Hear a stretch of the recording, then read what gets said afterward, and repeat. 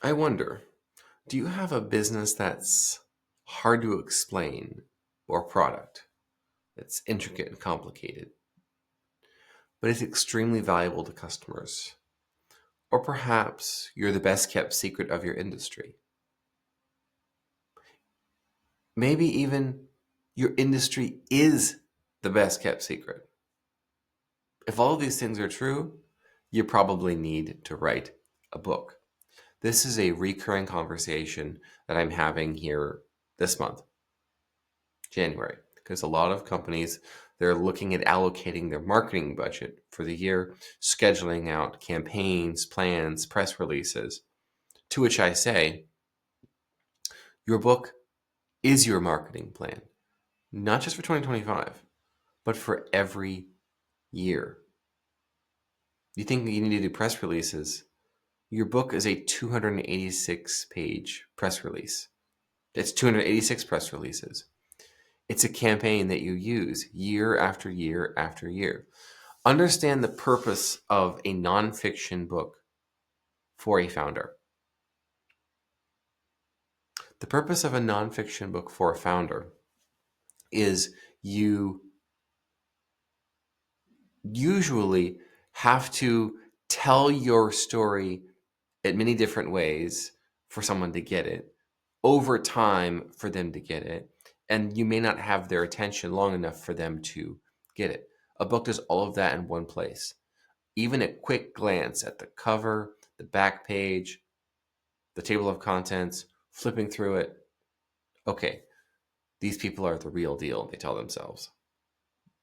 Something else I want you to consider is the fact that when prospects are you curious and they're going around out there checking out what you've got, they're seeing your social media, a blog post, maybe one of those press releases that you're so excited about.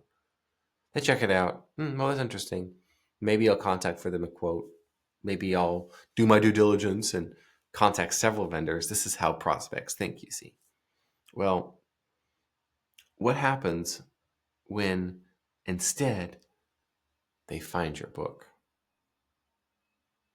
What happens then? It's like they have encountered a great celestial object with immense gravity. So they're going along, going along, going along, and then what happens? All of a sudden, whoop, they're in your orbit of attention, which is influence. They're reading your social media or a blog, or they see a post on LinkedIn, and then all of a sudden they see the cover of your book. Oh, that looks cool. They have a book. This person, this expert, this author, this founder, this CEO is in fact an expert and an author and an authority, therefore, with credibility. Do you think any of your competitors have CEOs that have written a book? That's not a thing. So you get to be the first. You get first mover advantage, first author advantage. They find your book, and instead of going and doing their due diligence or some such cope, looking at other companies, other vendors, reading reviews and testimonials, they're spending that time on you reading your book. That's pretty exciting. Now, I practice what I preach because I have my own book called So Good They Call You a Fake. And in that book, I teach you, and you can get on Amazon, you can get an Audible, number of places where books are sold, in person and online, hardcover, softcover, audiobook, and of course, digital, ebook. I teach you how to think about writing your own book, but also how to structure your services packages and offers so that they are maximally attractive to your market to such an extent that competitors think there's no way you can be real. Even skeptical customers think, no, that's too good to be true.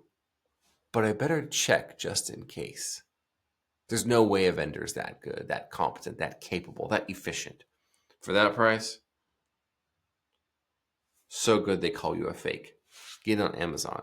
If you want to think about doing a book in 2025, There's no smarter thing you can do besides getting that book now.